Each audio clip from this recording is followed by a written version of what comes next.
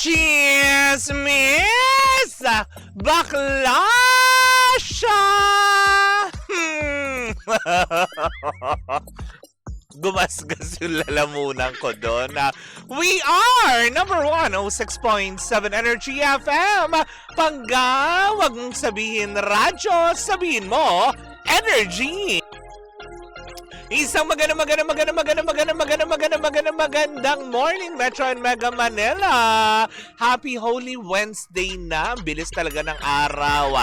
I'm sure ang iba sa ating mga pangga ay nasa lansangan na at papunta na sa kung saan sang destinasyon. Mapa Norte man yan, South at kung saan man.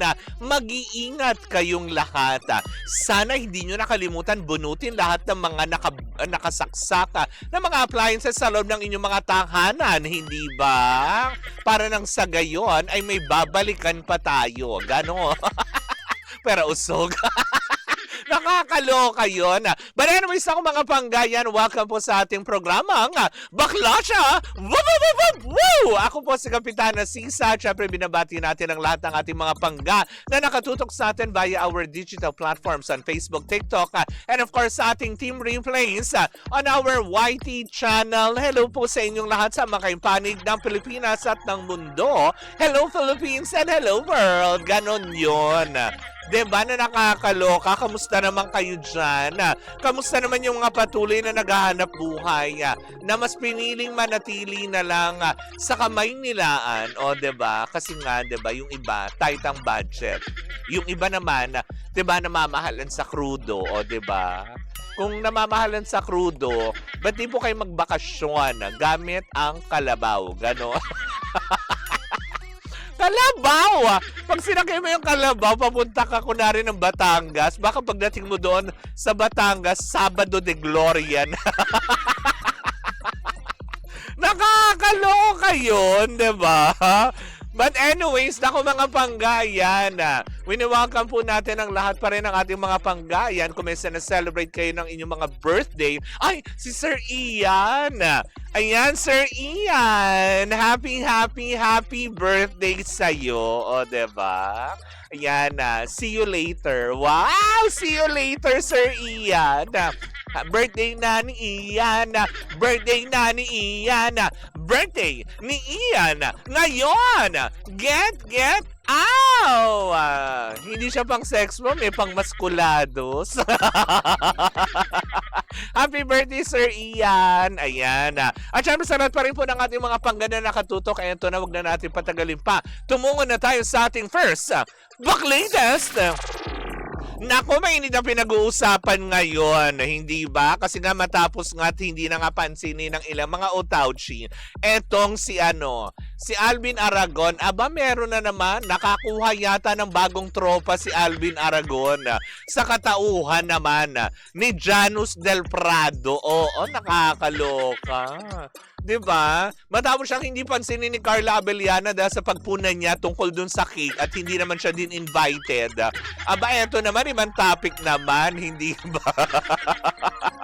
Sabi nga ng ilang mga netizen, mukhang nakikisawsaw nga itong si Janus Del Prado matapos kasi siyang mag-post sa kanyang, alam mo yon, social media account.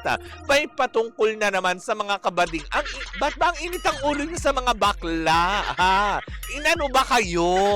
Diba? Usually kami nga nagbibigay ng kasiyahan. Kami ang nagpapainom. Charot, hindi. Hindi ka nagpapainom, Holy Week!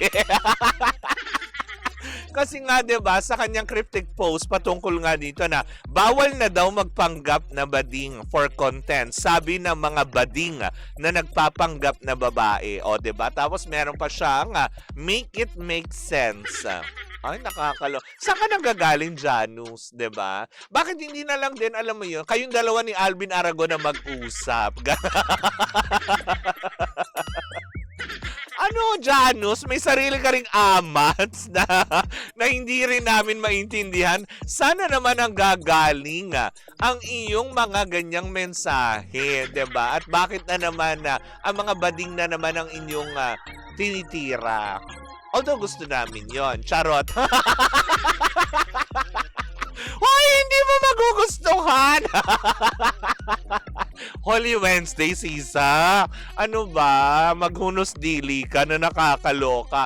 Pero yun nga, hindi ba? Sabi nga ng ilan nating mga pangga na parang teka sandali, nakakaloka naman tong si Janus, 'di ba? Na meron na naman siyang hanash patungkol dito, 'di ba? Na bakit hindi mo pagtuunan ng pansin na lang at ayusin ang iyong sarili, maghanap ng trabaho kasi kung sa ganitong pamamaraan para lang magpapansin, 'di ba? At makakuha ng trabaho, sa tingin niyo ba gugustuhin kang kunin ng ilang mga produksyon?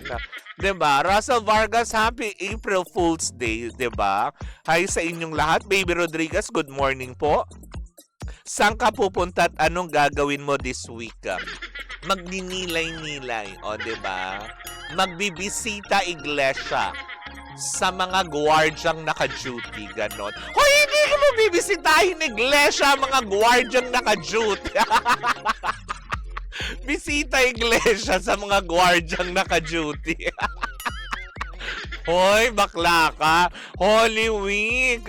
'Di ba? Sabi nga ni Adel, Holy Wednesday na, April Fool's Day pa, o 'di ba? Paano 'yun? Paano tayo magjo-joke ngayon? Semana Santa, 'di ba, Adel? Na nakakaloka. Tama naman si Russell Vargas, Sausawan na tayo ng issue, 'di ba? Porket ba ngayon pumapatok, 'di ba? Tinatangkilik at talagang binabati ko. Alam mo naman, nag-succeed naman dun si Alvin Aragon sa pagpapapansin niya, 'di ba? At mga bashers nga ay talaga nga naman dire-diretso. Pero, yun nga, eto na naman si Janus Del Prado, 'di ba? Nung una binatikos mo yung cake ni Carla Abellano na sinabi mong mukhang ataol, 'di ba? Hindi ka naman pinatulan, so nategi ang issue. Ngayon naman, porket ang mga may init na naman sa mata ng mga tao ang tungkol sa kabadingan, ay eto topic mo rin, 'di ba? Bakit hindi natin gawing topic na tipong imbis na sana, 'di ba, na nakakaloka is, 'di ba, na parang ba't hindi natin gawin na magpakatino, maghanap ng trabaho, yung mga ganun, 'di ba? Sabi niya masarap kasama ang mga bading. Kaya pag may nagyaya sa akin, nag-iinuman, sabi niya, tanong ko muna kung may bading. Kasi kung wala, pass. Tama, 'di ba? Tama, 'di ba? Dapat ganon. Pag may nagyaya ng inuman, tanungin niyo muna, may bading bang kasama? Kung wala, pass. Kung mga merlat lang, pass. Happy Holy Week, Kapitana Sisa. Ayan, Happy Holy Week din sa'yo, MJ. Yan, hello po. Grabe ka, Kapitan, ang Jean.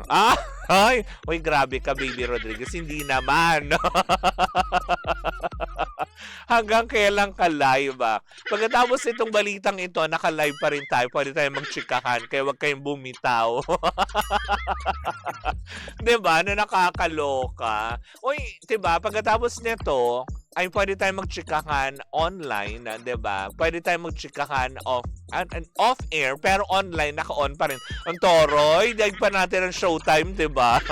May online na. Meron na tayong chikahan online patungkol sa ating mga ibinabalita. Pero yun na nga, 'di ba? Marami talaga nagtataka na parang, talaga ba Janus Del Prado? Ang lakas naman ng trip mo. 'Di ba? Na porket ba walang pumansin sa'yo, walang ganito, 'di ba? Na yung mga tao na hindi ko rin alam, para lang gawin yung topic, mapansin kayo, ang kailangan topic nyo mga kabaklaan. Bakit hindi nyo gawin topic yung sarili nyo na, ay, eto ako, wala akong trabaho, 'di ba? O eto ko, tambay ako, yung mga ganyan. Kasi 'di ba, kung gagamitin nyo lang din para mapansin kayo at muli kayong, dahil ito yung way nyo para mapansin nga kahit mabigyan ng trabaho, bakit hindi kayo mismo din ang magpunta at maghanap? 'Di ba? Ang trabaho, hinahanap yan. Hindi ang kusang bumabagsak sa inyong mga palad na kahit nakaupo lang kayo maghapon. 'Di ba? Hindi rin kayo gagawa ng issue, Janus. 'Di ba? Tsaka isa pa, bakit kailangan ganun na maging comment mo?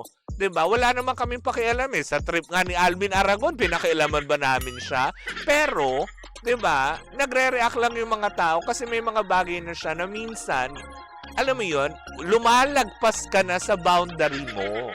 Ganun yun. Parang ikaw, Janus, 'di ba? Na wala nga pumansin sa'yo, tas eto ka na naman. May paganyan ka na naman, 'di ba? Sa tingin mo ba papansinin ka pa? Si Alvin nga oo, totoo naman, kinabubwisitan siya. Pero, 'di ba, napagod na rin yung mga taong pansinin siya kasi alam nga, lakas ang amats. 'Di ba? Kung ganyan din yung amats mo, sige trip mo yan. Mag-uusap kayong dalawa ni Alvin Aragon. Ba't hindi mo siya kontakin para dalawa kayo nag-uusap? Sabi ni Baby Rodriguez, yes, pwede po yun. While namin chika kahit tayo-tayo lang. O, diba? Mag-live ka sa FB page mo sana kasi matagal kang hindi namin mapapaking. Ay, oo naman. Pwede nyo po ako during the Holy Week, susubukan natin mag-live sa TikTok. And of course, doon tayo magchichika ka na. Ang fresh mo ngayon, ganun talaga pag nakakaligo. Ganon. Sir Jeff Tads, 'di ba? Totoo naman. Pabati naman po sa Pulu Pandan, Bacolod City. Hello po mga palangga, 'di ba? Yes, pwede po 'yon talaga. Kaya nga naman mamaya, hindi ba? Ay magkakaroon tayo ng chikahan sa ating offline. Kumbaga pag nag-break tayo, naka-online pa rin po tayo. Kaya huwag kayong bumitaw, ha? Dire-diretso pa rin po ang ating chikahan. Well, anyways, kung ano man ang trip mo, 'di ba? Sana ngayon Holy Week, Llanos del Prado, isama mo si Alvin Aragon, magnilay-nilay kayo, hindi ba? Kung talaga nga naman. Tsaka tigilan nyo naman na yung paggamit sa mga bakla. Di naman kayo din pinag-uusapan ng mga bakla, 'di ba? Para gawin nyo din topic, para mapag-usapan na nakakaloka. Tama naman yung sabi ng ating friend dito kanina, 'di ba? Pag may nagyaya ng inuman, pag walang bakla, pass. Pag may bakla, go. Para masaya lang, 'di ba? 'Di ba? Lakas ang tama nito. Para lang muli pag gawin mong topic ulit, 'di ba? Hindi ko rin kinakaya. Holy Wednesday ngayon, ayoko magkasala. Nako, nakakaloka. But anyways, nako mga pangga, yan po muna ang ating chikahan na first hour ng ating programa. Sa ating pagbabalik, isang umatigabong chikahan na naman na may kinalaman kay Congressman Arjo Atayde at Maine Mendoza. Totoo bang hiwalay na sila? Well, malalaman natin yan sa pagbabalik ng Bakla Siya! Woo! Woo! Woo! At tuloy-tuloy pa rin po ang ating tugtugan. Dito po lamang yan sa number 106.7 Energy FM.